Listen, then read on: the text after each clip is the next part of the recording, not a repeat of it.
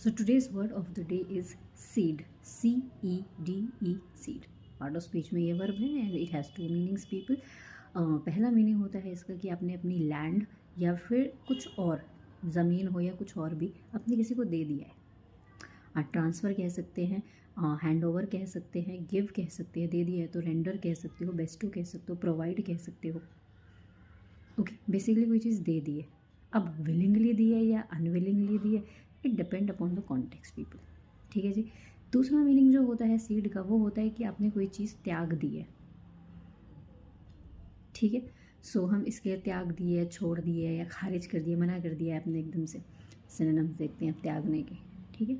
सो हम सीड के लिए कह सकते हैं एक तरीके से आपने सरेंडर कर दिया है तो सरेंडर कह सकते हैं, ईल्ड कह सकते हैं आप इसके लिए, सकम्ब कह सकते हैं, कैपिटुलेट कह सकते हैं.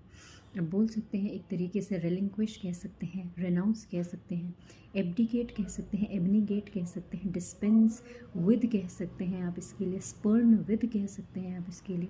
आप बोल सकते हैं इसके लिए रेप्यूडिएट कह सकते हैं, रिफ्यूट कह सकते हैं, रीबफ कह सकते हैं आप इसके लिए, रीबट कह सकते हैं आप इसके लिए.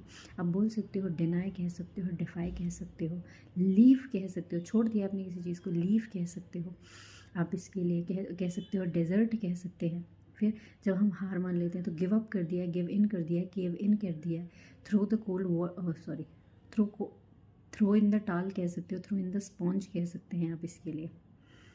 ओके जी. किसके लिए? सीड. और एक चीज़ और, कंसीड भी कह सकते हैं कि आपने डिफीट कर ली, इतने एडमिट कर लिया है किसी चीज़ को, एक तरीके से डिफीट, एक्सेप्ट डिफीट, सरेंडर कर दिया, आप झुक गए हो.